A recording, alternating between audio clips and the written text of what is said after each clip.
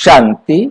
29 अप्रैल 2024 आज की साकार मुरली रंगीन बड़े बड़े अक्षरों में पढ़ें, सुने और मंथन करें।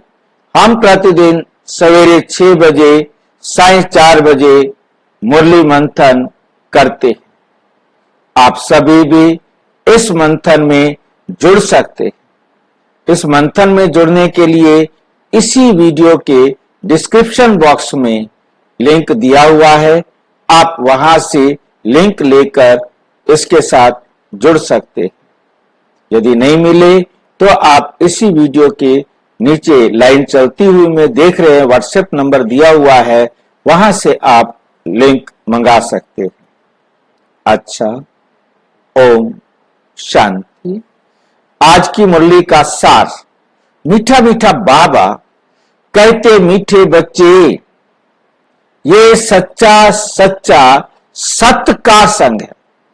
सत्य परमपिता परमात्मा का संग है, ऊपर चढ़ने का।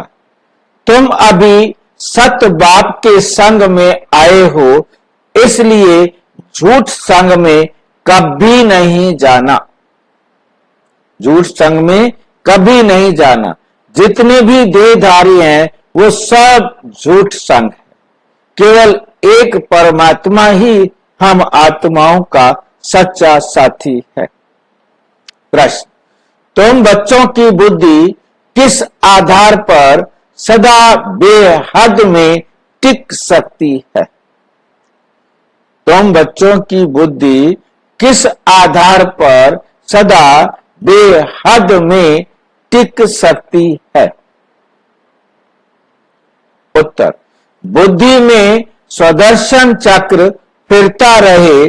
जो कुछ ड्रामा में चल रहा है ये सब नूंद है। सेकंड का भी फर्क नहीं पड़ सकता। वर्ल्ड की हिस्ट्री ज्योग्राफी रिपीट होनी है। ये बात बुद्धि में अच्छी तरह आ जाए तो बेहद में टिक सकते हो।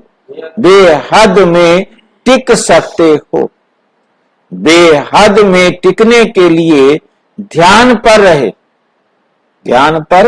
रहे कि अब विनाश होना है। अब विनाश होना है, हमें वापस घर जाना है। पावन बन करके ही हम घर जाएंगे। हम पावन बन करके ही घर, बिना पावन बने कोई आत्मा घर नहीं जा सकती। घर जाने की पवित्रता क्या है?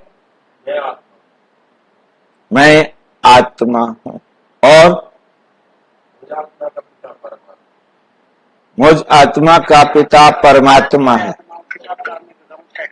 मेरा संसार की हर आत्मा के साथ अब कार्मिक अकाउंट बराबर हो गया है, इसलिए अब मेरा इस संसार में कोई नहीं, सिर्फ एक परमात्मा है। रहूंगी ही मैं आत्मा, और उसके लिए मेहनत जो करते हैं, अपने आप को आत्मा समझ परमात्मा को याद करने की जो मेहनत करते हैं, उनके लिए ये सहज हो जाता है। और जो मेहनत नहीं करते हैं, सबने इसी अवस्था को प्राप्त करना है, वो थोड़ा दुख उठा करके भोग करके ही जाते हैं। फर्क कितना है? दुख उनको भी भोगना है जो उन्होंने किया है। जिसने जो किया है वो हिसाब दोनों को बराबर करना है, परंतु जो आत्मा समझकर हिसाब बराबर करेंगे वो थोड़ा दुखी फीलिंग कम करेंगे, परंतु जिनका पार्ट है दुख उठाने का वो दुख उठाएंगे। हाँ, और लास्ट में कोई जरूरी नहीं कि सबको ही दुख उठाना पड़े। किसी का लास्ट में सुख का कर्म सामने आ जाए तो लास्ट में चाहे वो नरक की भी आत्मा हो और उसे भी लास्ट में सुख मिल सकता है, क्योंकि किसी को तो मिलेगा ना। लास्ट का कर्म, आखिरी कर्म मेरा सुख दिया हुआ किसी को था, वो मेरे को लास्ट में आ सकता है। क्योंकि मैं यदि किसी को दुख दे रहा हूं तो मैंने उससे सुख लिया भी तो होगा ना। दुख दे रहा हूं तो दुख देने में भी सुख की महसूसता होती है कि इसने मेरे को दुख दिया था, आज मैंने भी इसको क्या दे दिया, दुख दे दिया, हिसाब बराबर कर लिया। अब ये स्मृति जिसे आ गई तो वो अंत में सुख की अनुभूति भी कर सकता है, चाहे वो कलयुग की लास्ट आत्मा क्यों ना हो। परंतु हमें बहुत अच्छी तरह से समझना है कि पवित्रता, परम धाम जाने की क्या है, संसार में सभी आत्माओं के साथ मेरा हिसाब किताब बराबर हो गया, ना मैंने अब किसी को कुछ देना है और ना मैंने किसी से कुछ लेना। ओम शांति। मीठे मीठे रूहानी बच्चों प्रति रूहानी बाप बैठ समझाते हैं, समझाते उनको हैं जो बेसमझ है। स्कूल में टीचर पढ़ाते हैं क्योंकि बच्चे बेसमझ हैं, बच्चे पढ़ाई से समझ जाते हैं, तुम बच्चे भी पढ़ाई से समझ जाते हो, हमको पढ़ाने वाला कौन है, ये हमें पढ़ाई से पता लगता है। क्योंकि मुझे भी फर्स्ट टाइम बाबा की नॉलेज से और बाबा के आने और जाने की विधि से निश्चय हुआ। इससे पहले मुरली बेशक पढ़ते रहे, परंतु मैंने विश्वास नहीं किया था कि भगवान भी आके पढ़ा रहा है। और उस दिन महसूस हुआ कि जो कुछ बाबा ने कहा ये दादी नहीं जानती, ये दादी नहीं जानती, और इसके द्वारा जो पढ़ा रहा है वो अलग है, ये दादी तो है ही नहीं। क्योंकि ये बात पहले दिन जब बाबा मिलन हुआ तो मुझे समझ में आया, तो मेरा निश्चय बना कि वाक्य में परमात्मा आके पढ़ा रहे।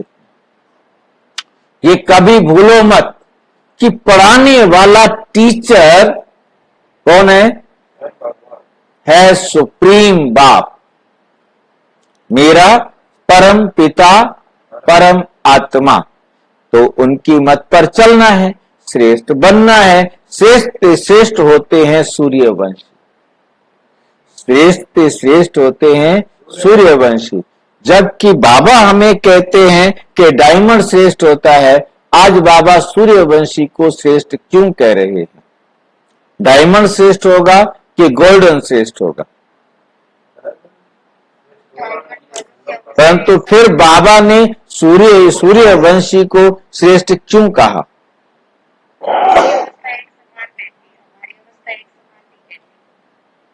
नहीं, ऐसा कुछ नहीं है। बात सिंपल सी समझनी है कि कल्प का जो आदि है वो बेशक वहां से होता है, परंतु परम धाम जाग करके वापिस आने को यहां कल्प का आदि समझा गया है। कल्प का आदि बाबा ने मुरली में स्पष्ट किया कि श्री कृष्ण की आत्मा ने, ब्रह्मा की आत्मा ने, दादा लेखराज की आत्मा जो पवित्र बन गई, जब संपूर्णता को प्राप्त किया तब उसने गर्भ में प्रवेश किया। तो श्री कृष्ण के 5000 वर्ष इसी सेकंड से शुरू होंगे जब उस आत्मा ने गर्भ में प्रवेश किया, और नारायण के 5000 वर्ष वहां से शुरू होंगे जब वो राजगद्दी पर बैठेगा। ये अंतर बहुत अच्छी तरह मुरली का, ये मुरली की लाइन है, बहुत अच्छी तरह बुद्धि में रखनी है। श्री कृष्ण की आत्मा ने जब कृष्ण के रूप में मां के गर्भ में प्रवेश किया, उस समय, क्योंकि आत्मा जब गर्भ में प्रवेश करती है उस समय से होता है, और दुनिया वाले समझते जब शरीर बाहर आता है तब से जन्म न माना जाता है। परंतु बाबा ने कहा नहीं, आत्मा जब शरीर में प्रवेश करती है जन्म उसी समय से होता है। वो तो 6 महीने बाद लगभग उसने बाहर आया, परंतु उसने प्रवेश तो शरीर में उस टाइम कर लिया था जब गर्भ में गया। तो ये दोनों अंतर समझ में आ रहे हैं कि श्री कृष्ण के का कल्प शुरू होता है जब वो आत्मा गर्भ में प्रवेश करती है, और नारायण का सूर्यवंशी कल्प तब शुरू होता है जब नारायण गद्दी पर बैठता है, तब 1-1-1 होता है। ये दोनों बातों को बहुत ध्यान। गर्भ में उसकी पहचान नहीं होती ना, गर्भ में पहचान से कोई मतलब नहीं है, उसकी पहचान नहीं होती। जब बाहर आता है उसकी पहचान होती वो दुनिया की रीति से देखा जाएगा। परंतु डेफिनेशन ये है कि आत्मा जब शरीर में प्रवेश करती है तो जन्म, आत्मा जब शरीर को छोड़ती है तो मृत्यु। माता पिता ने 3 महीने का शरीर बना दिया और उसमें आत्मा ने क्या किया? प्रवेश किया। और आत्मा ने तो शरीर में ही प्रवेश किया ना, और उसी समय से मां को महसूस हुआ। है। शरीर में प्रवेश किया पर संपूर्ण शरीर में नहीं प्रवेश किया, उसने शरीर की शुरुआत की ना, उसने शरीर बनाना शुरू किया। जो भी किया, बाबा ने ये मुरली में स्पष्ट कर दिया कि आत्मा के प्रवेश होते ही कृष्ण का जन्म शुरू। कृष्ण के 5000 साल उसी समय शुरू हो जाते हैं जब वो आत्मा गर्भ में प्रवेश करती है। में कहा था कि श्रेष्ठ बना है, नारायण गद्दी पे बैठेगा। श्रेष्ठ श्रेष्ठ होते हैं सूर्यवंशी, भल चंद्रवंशी भी श्रेष्ठ हैं, परंतु ये है श्रेष्ठ ते श्रेष्ठ। तुम यहां आए हो श्रेष्ठ ते श्रेष्ठ बनने। तुम बच्चे जानते हो हमको ऐसा बनना है।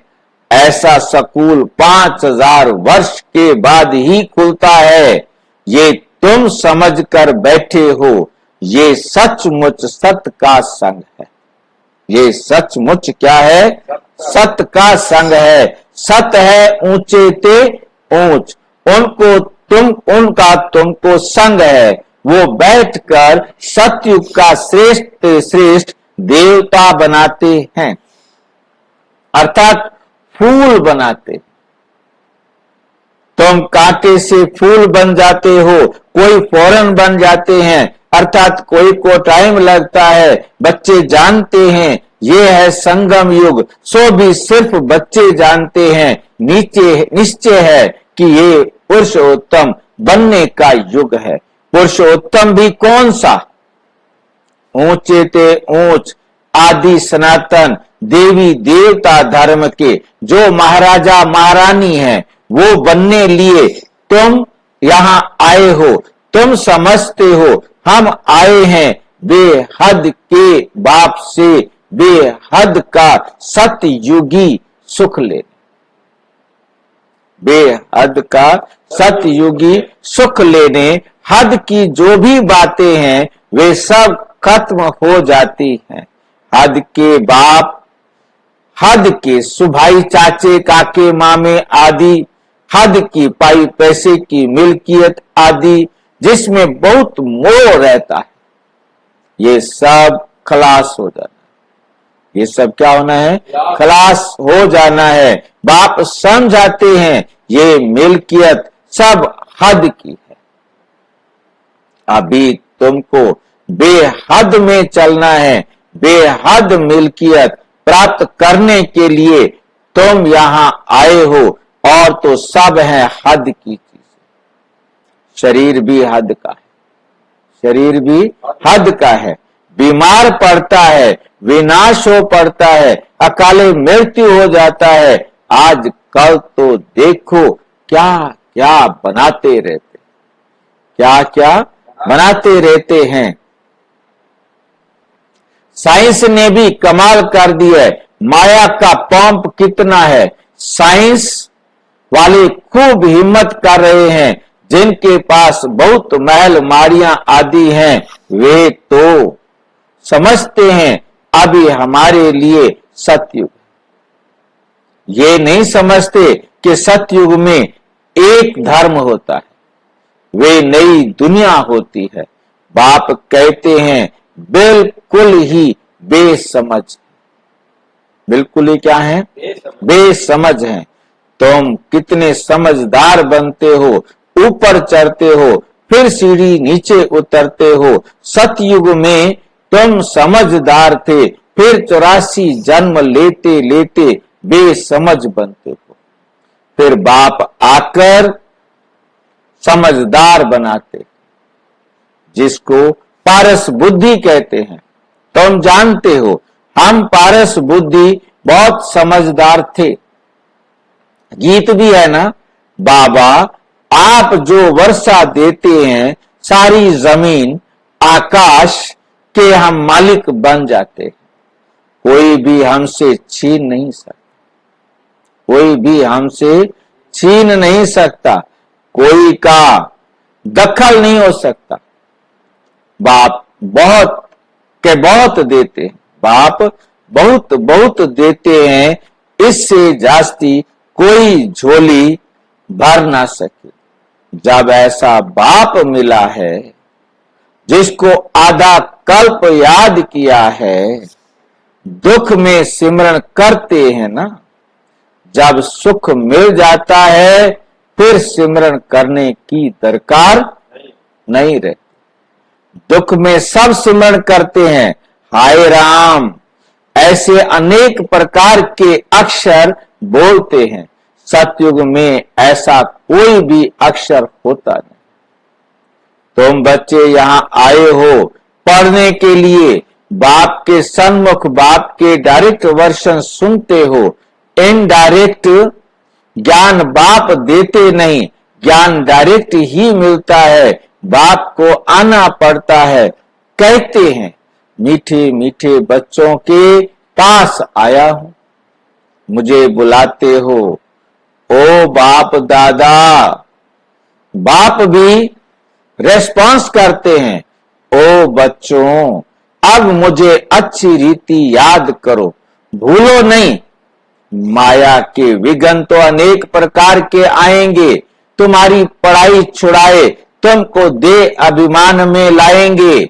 इसलिए खबरदार रहो, ये सच्चा सच्चा सत्संग है ऊपर चढ़ने का, और वे सब सत्संग आदि उतराई के हैं। सत्य का संग एक ही बार होता है पूरे कल्प में, और झूठ संग हर जन्म में। जन्म जन्मांतर अनेक बार सारा क्या रहा हमारा? झूठ का संग रहा। बाप बच्चों को कहते हैं ये तुम्हारा अंतिम जन्म है, अब वहां चलना है जहां कोई अप्राप्त वस्तु नहीं। कौन सा अंतिम जन्म है? संगम युग पर। संगम युग पर किसके 3-4 जन्म हो, तो अंतिम जन्म कौन सा होगा?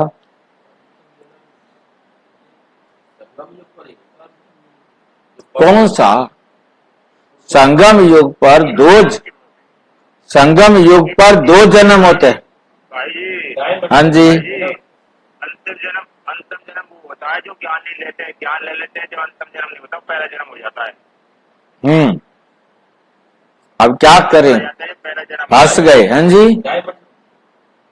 फंस गए। इसको क्या कहेंगे? भाई जी जब ज्ञान नहीं लेते हैं वो आपको बोलते हैं अंतिम जन्म, ज्ञान ले लेते हैं जब वो पहला जन्म हो जाता है। अब जो ज्ञान नहीं लिया और उसका जन्म हो गया, उसके बाद ज्ञान ले लिया, शरीर छोड़ दिया, तो दूसरा शरीर ले लिया, फिर क्या कहेंगे? वो अंतिम कैसे हुआ? उसने तीसरा शरीर ले लिया, ज्ञान लेकर के शरीर छोड़ दिया, अब क्या करें? ये तो मुसीबत है। बताओ भाई, अब मेरा शरीर छूट जाए,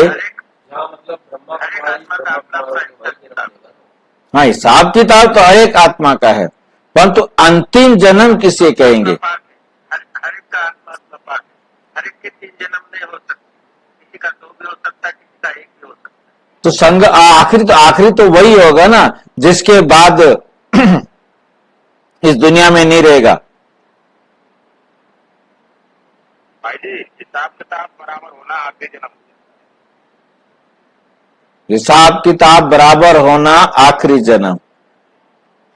आज अच्छी तरह से समझना है इस बात को कि हमारा आखिरी और पहला जन्म डायमंड जन्म होता है।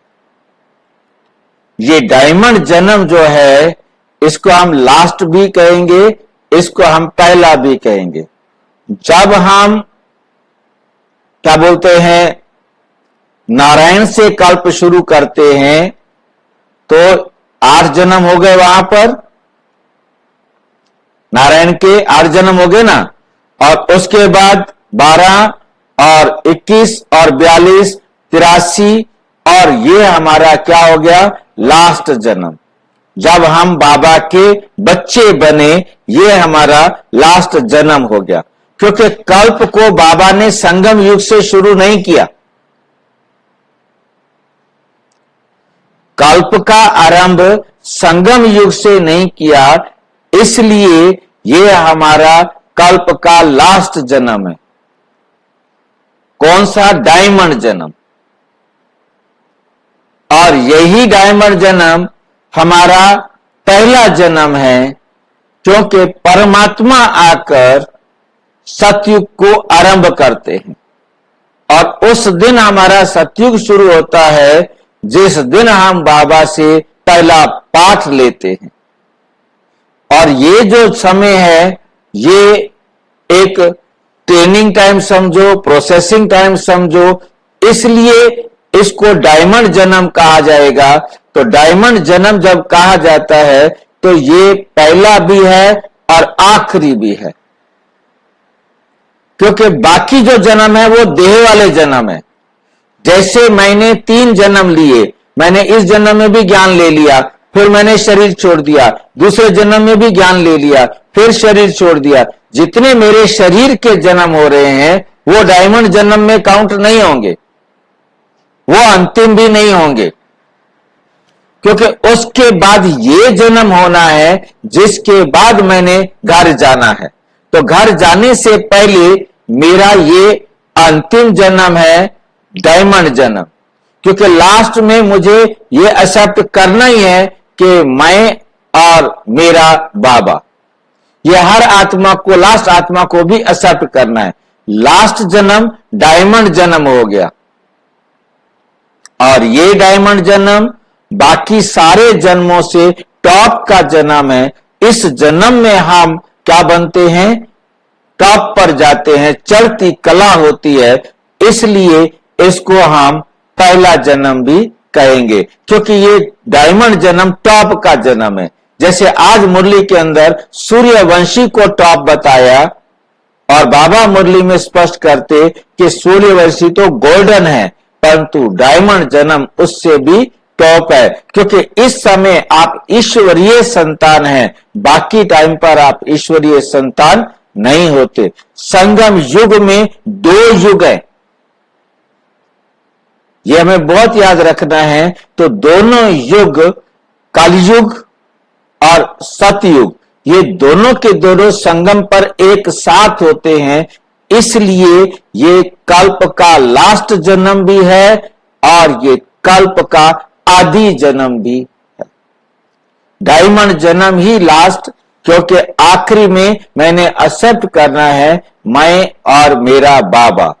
ये डायमंड जन्म का लास्ट जन्म था कल्प का, और जैसे ही एक्सेप्ट किया और उसके साथ में घर भी चला गया, तो ये क्या हो गया, हमारा पहला जन्म भी, क्योंकि हमने इस युग में बने। दोनों देखने का नजरिया अलग अलग रहेगा, एक कल्प के हिसाब से, एक बाप के हिसाब से।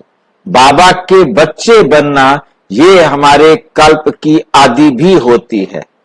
ये कल्प की आदि होती है संगम वाली, इसलिए संगम पर ये दोनों बहुत बारीक नजर से समझ सकते हैं।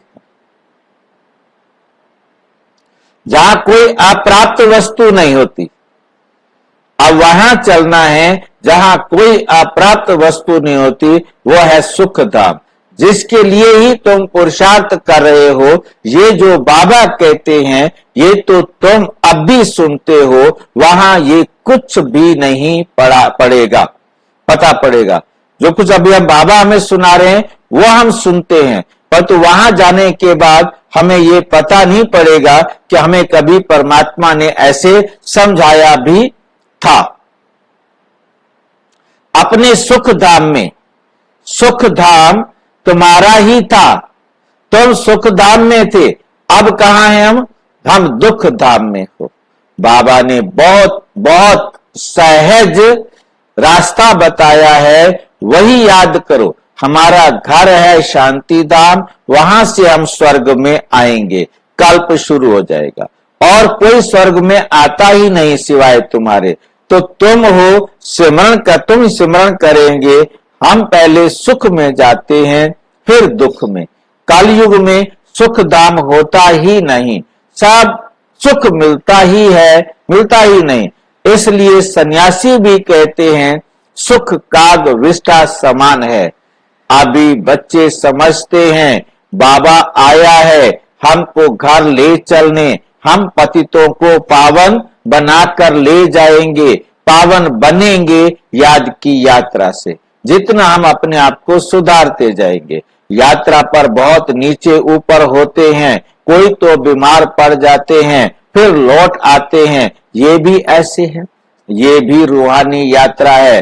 अंत मति सो गति हो जाएगी, अंत में जो हमारी मति होगी उसी प्रकार की गति हमको मिल जाएगी। मैं और जा अच्छा, हम अपने शांति धाम में जा रहे हैं, है बहुत सहज, परंतु माया बहुत भुलाती है। तुम्हारी युद्ध माया के साथ है। बाप बहुत सहज कर समझाते हैं। हम अभी शांति धाम जाते हैं, बाप को ही याद करते हैं, दैवी गुण धारण करते हैं, पवित्र बनते हैं। 3-4 बातें मुख्य हैं जो बुद्धि में रखनी है। विनाश तो होना ही है। 5000 वर्ष पहले भी हम गए थे, फिर पहले पहले हम ही आएंगे। गायन भी है ना, राम गयो रावण गयो जाको बहु परिवार, और लास्ट में कोई भी दिया बाती करने वाला भी नहीं बचा था। जाना तो सबको है शांति धाम। तुम जो पढ़ते हो उस पढ़ाई अनुसार पद पाते हो। तुम्हारी एम ऑब्जेक्ट सामने खड़ी है। कोई कहे हम साक्षात्कार करें, ये चित्र लक्ष्मी नारायण का साक्षात्कार नहीं तो फिर क्या है? क्या बात समझ में आई है? लक्ष्मी नारायण का चित्र साक्षात्कार नहीं है तो फिर क्या है? यह साक्षात्कार है क्या? लक्ष्मी नारायण का चित्र जो आप देख रहे हो यह साक्षात्कार है क्या? बाबा ने कह दिया ये लक्ष्मी नारायण का चित्र साक्षात्कार नहीं है तो क्या है? अब क्या करें? आंख बंद करके मान ले या कोई स्पष्ट करेगा?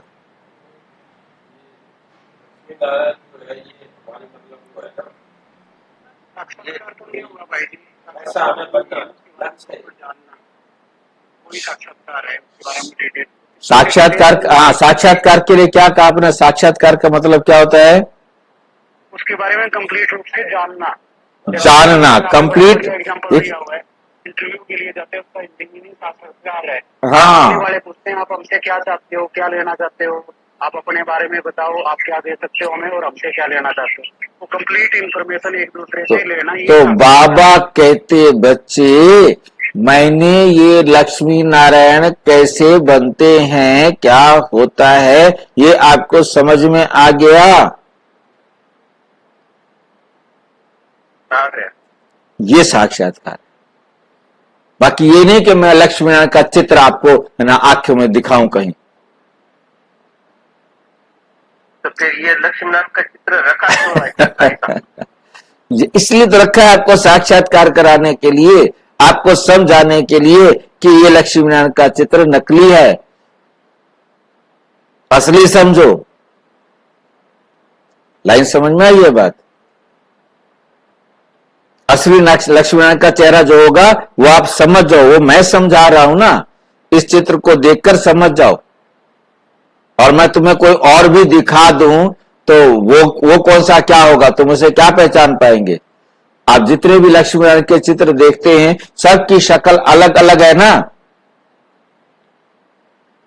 मतलब ये चित्र मतलब हाँ कुछ पूछ रहे हैं फटा? समझाने के लिए रखा है।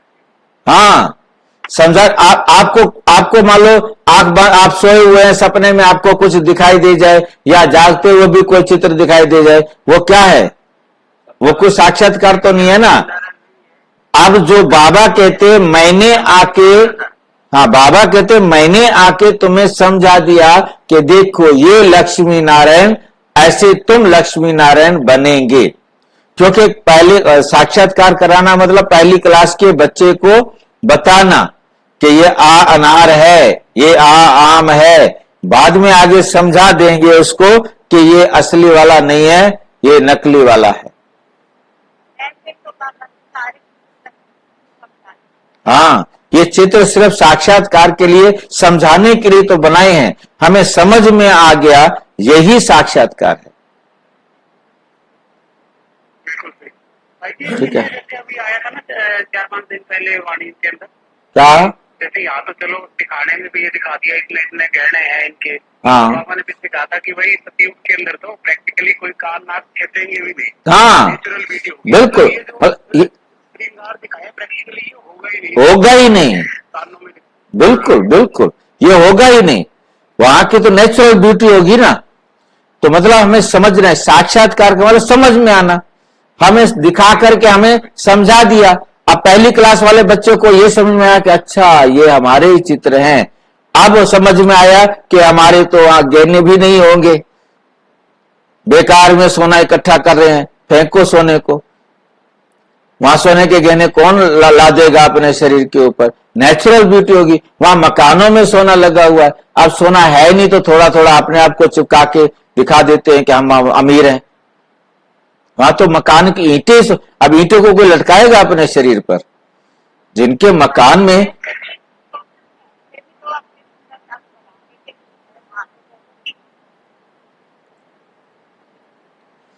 चलो इसके सिवाय किसका साक्षात्कार करना है बताओ?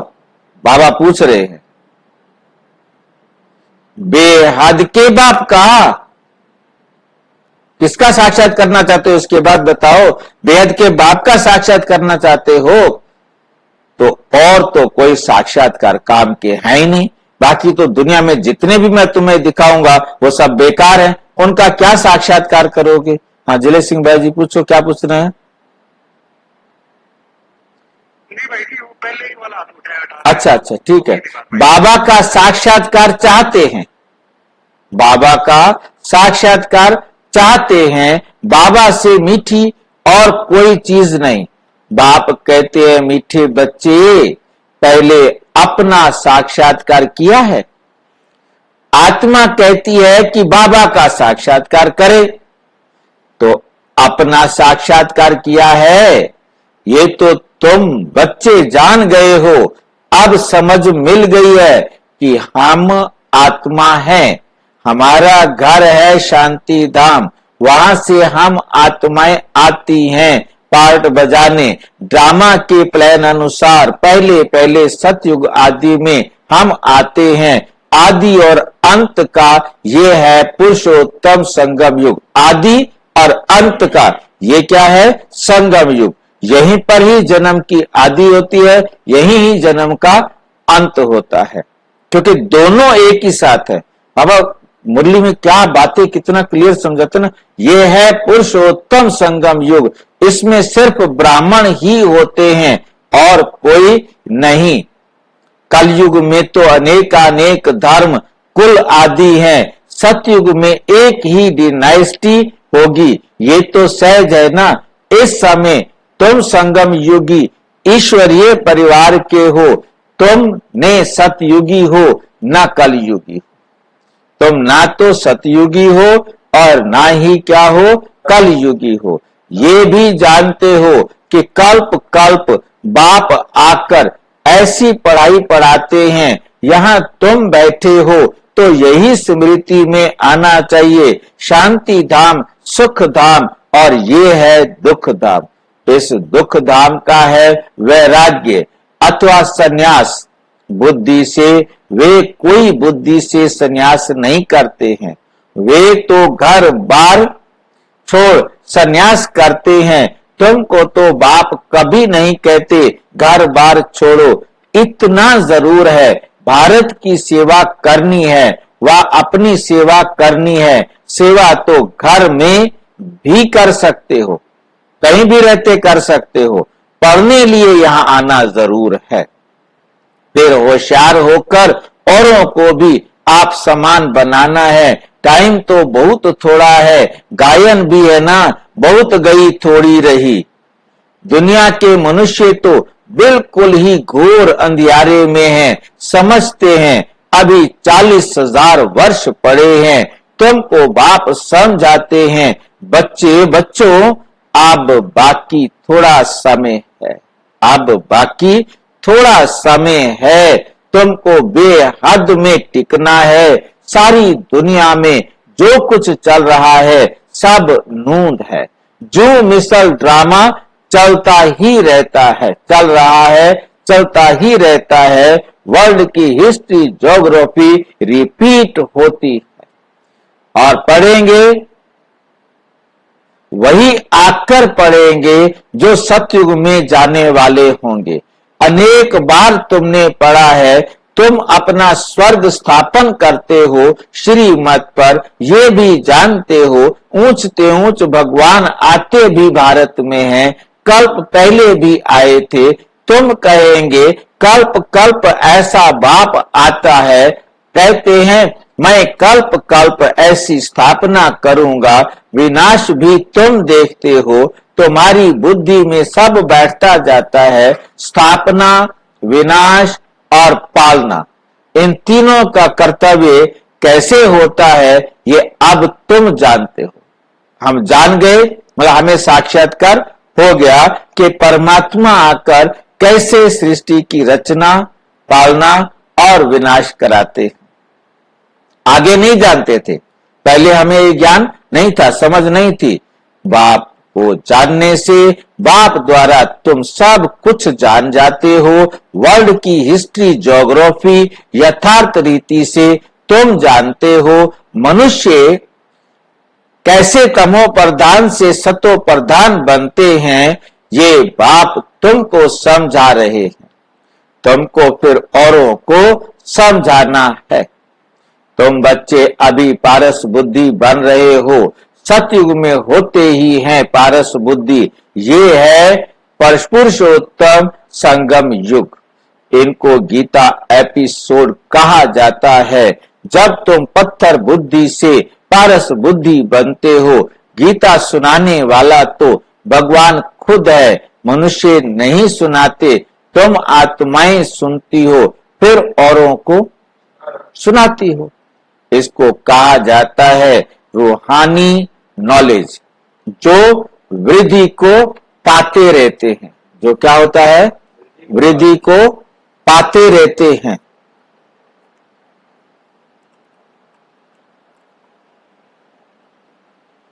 झाड़ का चित्र और सिंह का चित्र सही सही है, बाकी सब झूठे चित्र है। वो भी झूठे हैं। सारे चित्र पहली क्लास के बच्चों को समझाने के लिए हैं, बस ताकि वो इस ट्रैक पर आ जाएं। और फिर आगे तो जो किताबें आती हैं, आगे जो पढ़ाई होती है, उसमें पहली क्लास वाली किताबें चालू नहीं, पहला कायदा नहीं चलता रहता। कायदा सिर्फ कायदा होता है। वृद्धि को पाते रहते हो, तुम जानते हो बाबा आकर सूर्यवंशी चंद्रवंशी डिनेस्टी स्थापन करते हैं। किसके द्वारा? ब्रह्मा मुख वंशावली ब्राह्मण कुल भूषणों द्वारा। बाप श्री मत देते हैं। ये समझने की बातें हैं, दिल पर नोट करना है। ये तो बहुत सहज है। ये है दुख धाम। अभी हमको घर जाना है, कलयुग के बाद सतयुग। बात तो बहुत छोटी है, कलयुग के बाद सतयुग, और जब संगम है तो दोनों के दोनों है।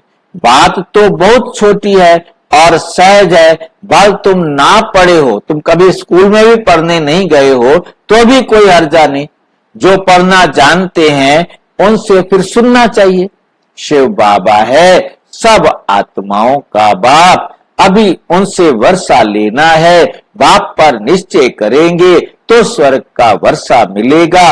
अंदर में भी अजपा जाप चलता रहे, शिव बाबा से बेहद सुख का वर्षा मिल रहा है, इसलिए शिव बाबा को जरूर याद करना है। सबको हक है बेहद के बाप से वर्षा लेने का, जैसे हद का बर्थ राइट मिलता है वैसे ये फिर है बेहद का शिव बाबा से तुमको सारे विश्व का राज्य मिलता है।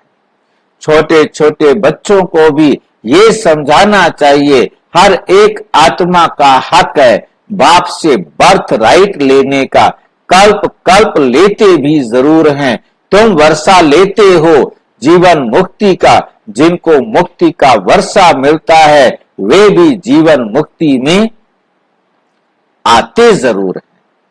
पहला जन्म तो सुख का ही होता है, तुम्हारा ये 84वां जन्म है, ये भूलो नहीं, ये ज्ञान सारे तुम्हारी बुद्धि में रहना चाहिए। ये तुम्हारा कौन सा जन्म है? पहला ये पहला 84वां जन्म। देखो कैसे बाबा स्पष्ट कर रहे हो ना, पहला जन्म तो सुख का ही होता है, तुम्हारा ये 84वां जन्म है। पहला जन्म और दूसरे 84वें जन्म को कैसे देखो लिंक किया है, पहला जन्म और ये 84वां जन्म, तुम्हारा ये 84वां जन्म है, डायमंड जन्म। जब हम पवित्र बनना शुरू करते हैं तो ये 84वां हो जाता है, और जितना जितना हम उसको अपने जीवन में धारण करते जाते हैं और अंतिम हम उस स्टेज को प्राप्त कर लेते हैं जब हम एकदम सुखी होते हैं। और वो जो पहला जन्म होता है वो केवल लास्ट सेकंड का ही अनुभव होगा, क्योंकि उससे पहले हमें कभी सुख कभी दुख, इसलिए उसे 84वां जन्म कहेंगे। लास्ट स्टेज पर हम उसको उस परम सुख को, जो बड़ा एकदम हमारे पास कोई भी किसी का लेना देना कार्मिक अकाउंट नहीं रहेगा, केवल वो समय होगा उस परम सुख को प्राप्त करने का, और वो भी हम लास्ट सेकंड में ही संपूर्णता का सुख लेंगे। वो एक सेकंड वाला जन्म ही हमारा पहला होगा, उससे पहले तो हम सारा मेहनत कर रहे हैं ना, जो रिजल्ट निकलना है, क्योंकि ये जन्म डायमंड है, हम अपने दाग निकालते जा रहे हैं। जितनी खुशी हमें इस जन्म में मिलती है उतनी खुशी सतयुग के पहले जन्म में नहीं मिलती, क्योंकि इस समय बाबा कहते तुम्हारे सामने दोनों हैं। तो इसलिए ये पहला जन्म भी है और 84वां जन्म भी है। 84वां जन्म तब तक है जब तक हम संगम पर हैं। जैसे ही हमने संगम से अपना लंगर उठाया, मीन्स जिस समय हम आत्मिक स्थिति में आए, तो वो हमारा क्या हो जाता है, पहला जन्म। हाँ, मतलब क्योंकि जितना समय हमें ज्ञान लेने में प्रोसेसिंग में लगा वो हमारा दोनों जुड़वा होता है, परंतु ये डायमंड जन्म होता ही तब है जब हम आत्मा स्थिति में होते हैं, तब हमारा ये पहला जन्म होता है। आत्म स्थिति में बाबा के ज्ञान के आधार पर हम आनंद का अनुभव करते हैं, तब ये होता है पहला जन्म। और जब तक हम मिक्स कर रहे हैं तब तक अभी हम प्रोसेस में चल रहे हैं, तो थोड़ा थोड़ा पहला दिन ही हमें कितनी खुशी मिलती है कि हमें परमात्मा पढ़ा रहे हैं, मैं आत्मा हूं, मैं ये शरीर नहीं हूं। ये कितनी बड़ी खुशी है, ये पहली पहली खुशी, और यही हमारा डायमंड जन्म है। तो डायमंड जन्म एक ड्यूअल, दोनों का ही रोल प्ले करता है, पहला जन्म का भी और लास्ट जन्म का भी। हाँ जी, तो फिर बाबा ये बोलते हैं ना एक हाँ जी, एक सेकेंड में जीवन, वही एक सेकंड में जीवन मुक्ति मिलती है ना, क्योंकि बाकी सारा तो हम पढ़ते रहे ना। अब सारा साल आपने मेहनत की, और 1 साल की मेहनत करने के बाद जिस समय आपका रिजल्ट निकला तब तो आप अगली क्लास में जाएंगे ना। एक्चुअल में जीवन मुक्ति आपकी प्रोसेस में है ना। अभी आप मेहनत कर रहे हो, थोड़ा थोड़ा सुधार होता जा रहा है। मान लो कोई 60 साल से, कोई 40 साल से, कोई 20 साल से, कोई 15 साल से, कोई 10 साल से मतलब लगा हुआ है। परंतु डायमंड जन्म बनता कितनी देर का है? थोड़ी देर का बना। अब वो डायमंड जन्म जो थोड़ी देर का बना वो कौन सा है? 84वां जन्म, जब बाबा के बच्चे बने। परंतु जिस समय हमने अपनी चरम अवस्था कहो कि लास्ट स्टेज कहो, जिस समय अपनी लास्ट स्टेज पर गए तो हमारा किसी से कोई दुख कुछ लेना देना नहीं था। तो वो हमारा जीवन मुक्ति वाला समय था। 1 सेकंड में हमने उस अवस्था को पाया जो हमारे घर जाने की थी। वो हमारा पहला जन्म हो गया, क्योंकि उसके बाद तो हमारे शरीर के जन्म होने ना। ये अलौकिक जन्म, ये बड़ा वंडरफुल जन्म है, क्योंकि शरीर का जन्म तो सतयुग में होगा। वो तो हमारा नया, जब परम धाम जाएंगे वहां से आके लेंगे, ठीक है कि नहीं। तो ये हमारा डायमंड जन्म लास्ट जन्म भी है और पहला जन्म भी है। नॉलेज सारी तुम्हारी बुद्धि में रहनी चाहिए कि बेहद का बाप हमको पढ़ाते हैं, ये भूलो मत। देहधारी कभी ज्ञान दे ना सके, उसमें रूहानी ज्ञान होता नहीं। तुमको समझाया जाता है भाई भाई समझो। जो भी मनुष्य मात्र हैं और किसको भी ये शिक्षा नहीं मिलती, बल गीता भी सुनाते हैं कि भगवानोवाच काम महाशत्रु है, इन पर जीत पाने से तुम जगत जीत बनेंगे, परंतु समझते नहीं। अब भगवान तो है ट्रुथ, सत्य। देवता भी भगवान से ट्रुथ सीखे हैं। श्री कृष्ण ने भी ये पद कहां से पाया, लक्ष्मी नारायण कहां से बने, क्या कर्म किया कोई बता नहीं सकता। अब तुम ही जानते। जन्म कौन सा कहेंगे? बच्चे जन्म कहेंगे क्या? फिर कौन सा कहेंगे? ये फर्स्ट जन्म तो उनका जब नारायण बने, विष्णु बने, विष्णु बनते ही उन्होंने पहला जन्म ले लिया। अब उन्होंने जो शरीर लिया वो शरीर उनका चलना है, इसलिए उनका शरीर सुरक्षित रहेगा, ठीक है नहीं।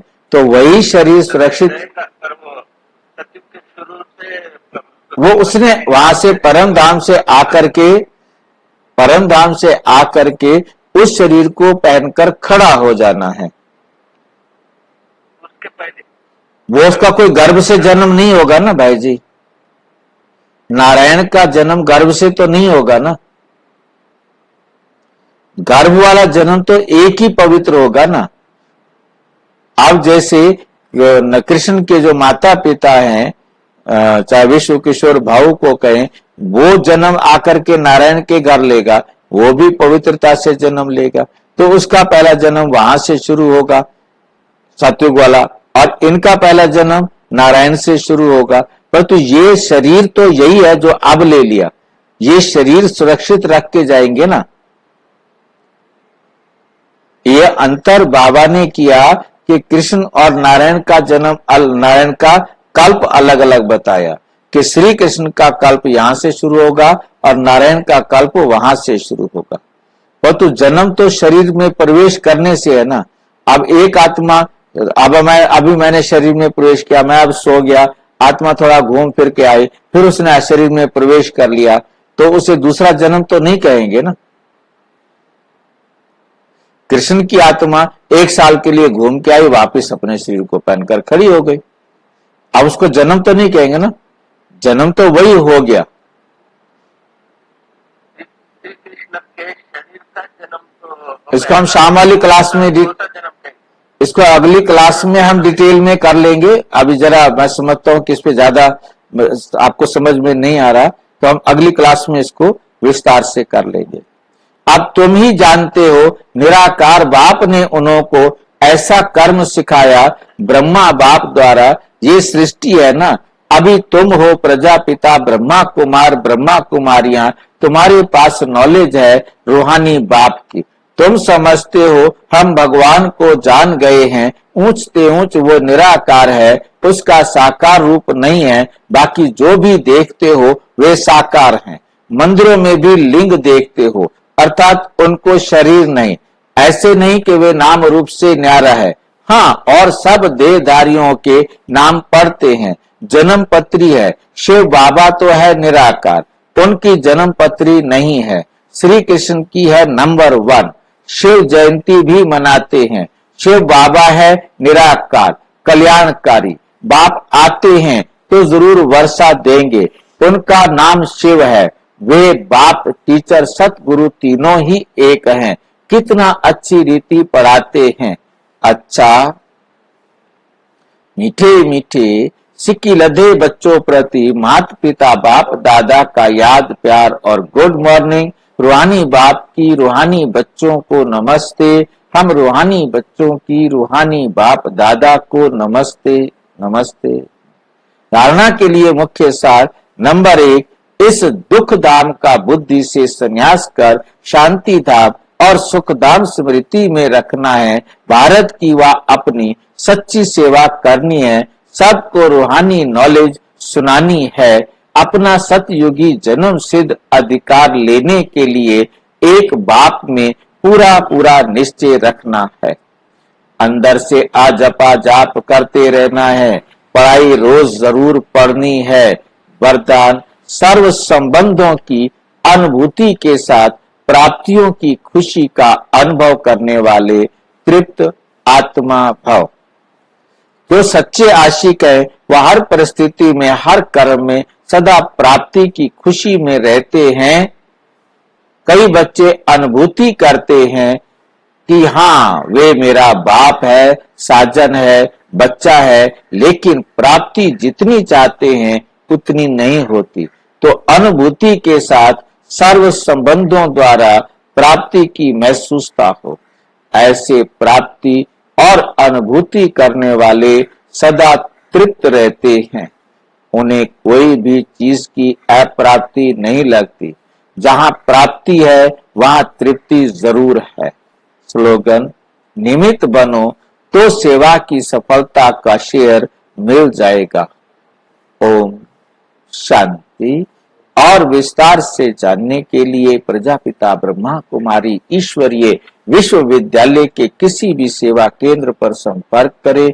और यदि कोई प्रश्न है तो 9213106986 पर केवल टेलीग्राम करें।